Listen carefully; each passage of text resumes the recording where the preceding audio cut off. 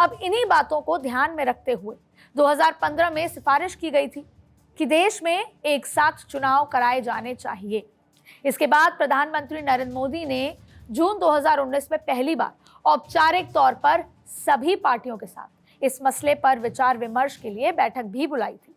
BJP की तरफ से कहा गया था कि बार बार चुनाव कराने से काफी खर्च होता है और इसे रोकने के लिए देश में एक साथ चुनाव कराए जाने चाहिए, और विपक्षी पार्टियों के बीच इसका काफी विरोध भी हुआ था, जो अभी भी देखने को मिल रहा है।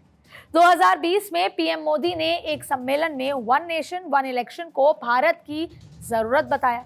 अब 1 सितंबर 2023 को सरकार ने इस मसले पर एक कमेटी बनाने का फैसला लिया और जिसके अध्यक्ष पूर्व राष्ट्रपति रामनाथ कोविंद को बना दिया है।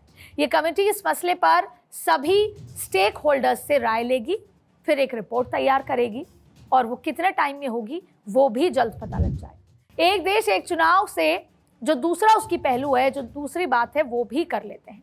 इस मुद्दे को लेकर दो चीजें हैं। संसद कानून बना सकती है या इसके लिए 2/3 राज्यों की रजामंदी की जरूरत होगी।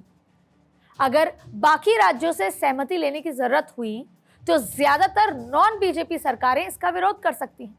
वन नेशन वन इलेक्शन की बात है तो पहले मोदी जी को हम सजेस्ट करना चाहते हैं कि वन नेशन वन इनकम कर दे पहले, ताकि सब लोगों का एक जैसा एक समान जैसा इनकम हो।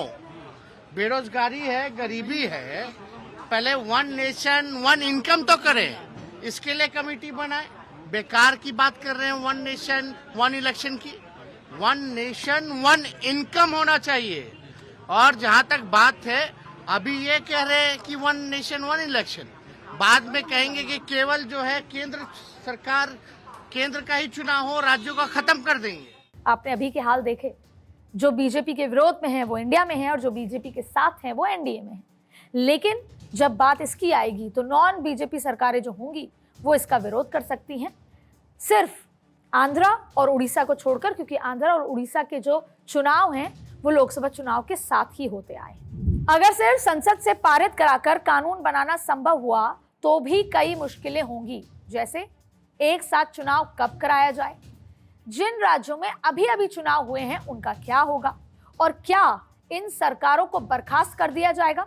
साफ है कि कानूनी तौर पर कई अड़चनें आने वाली हैं और मेरा मानना है कि कानूनी आधार पर इस समस्या का हल कर पाना संभव नहीं है या बहुत आसान नहीं है। इसके लिए दूसरे राज्यों की सहमति बहुत जरूरी है।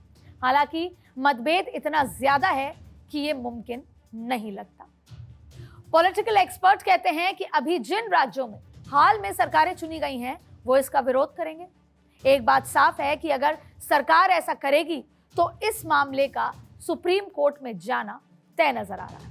सवाल तो एक और है कि उत्तर प्रदेश जैसे राज्य में जहां पे बीजेपी भारी भरकम जीत हासिल की थी, या गुजरात में भी इतनी भारी भरकम जीत हासिल की थी, क्या उन दोनों ही राज्यों की सरकारें भी बर्खास्त होंगी अगर ये फैसला लिया जाएगा? क्योंकि गुजरात में तो हाल ही में चुनाव हुए हैं।